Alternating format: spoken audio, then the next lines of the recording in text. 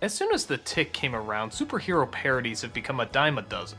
There's some real good ones, there's some real bad ones. But bottom line, the shtick has been done to death.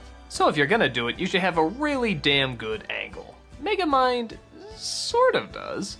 It's nothing really that new, it's the superhero, supervillain, and damsel in distress sort of taking on roles they wouldn't usually take on. So from a comedic standpoint, it doesn't really work that great, but from a dramatic standpoint, it actually has a few good moments. We have Megamind, played by Will Ferrell. He's in the process of trying to destroy a superhero played by Brad Pitt by kidnapping his lady, played by Tina Fey. All three of them have gone through this shtick dozens of times. The hero always wins, the villain's thrown in jail, and the damsel is always rescued. That is except for one day, when it appears that Megamind actually wins. Yeah, he actually destroys the superhero and ends up taking over the world. But he quickly realizes taking over the world is kind of boring. Now that he has it, he doesn't know what to do with it. He has all the power in the world, but nobody to love him. He doesn't know how to feel or what to do about it, so he gets in contact with Tina Fey again.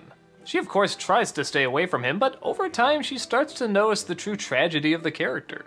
In fact, even a very bizarre sort of romance starts to form. That is, until Megamind thinks he figures out what he needs. He tries to find an everyday schmo and give him superpowers, so that way he'll have an arch-nemesis yet again to fight. But the downside is the arch-nemesis actually doesn't want to do good, which forces Megamind to ironically be the hero, and once again, having to save the damsel in distress. So if you're familiar with superhero knockoffs and parodies, a lot of this is pretty familiar. And it's not unfunny, it's just maybe a little too familiar. We've seen it over and over again.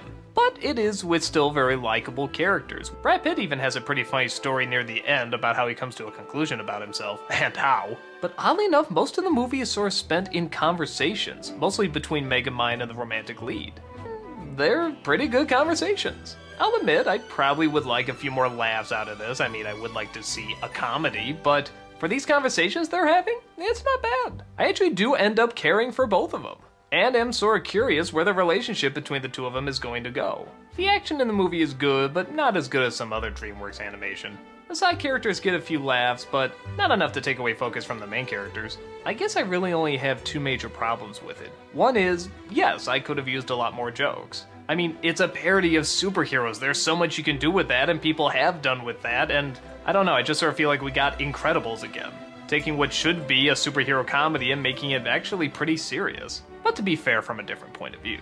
And the other thing is, I find it a little distracting that Megamind becomes the hero becomes, well, okay, I won't give it away, but it's kind of the opposite. And the damsel becomes still the damsel. Yeah, that kind of bothered me. I mean, yeah, she goes through a change in that she sort of becomes interested in Megamind, but come on, we're really gonna hang her off the tower again? We're really gonna do this whole shtick? You were doing so good at making her an interesting character, and then you just go Mary Jane on our asses. Why couldn't she be the hero, and maybe the superhero the villain, and maybe Megamind the person has to be saved? You know, some sort of switch up that made sense and equaled out. I don't know. To me, it just seemed like a big missed opportunity. But for what we did get, I think Megamind was a cute film. I'd say it certainly has more adult moments than other DreamWorks movies in that, well, there's a lot of sitting down and talking. But like I said, I think the characters are enjoyable enough to listen to. And you even get pretty wrapped up in their drama. I don't think it's a grand film in terms of superhero flicks or even emotional dramas, but it's not bad. I came out glad to know that the characters I wanted to be okay came out okay. Not a great film, but a good one. I'd say it's definitely worth checking out.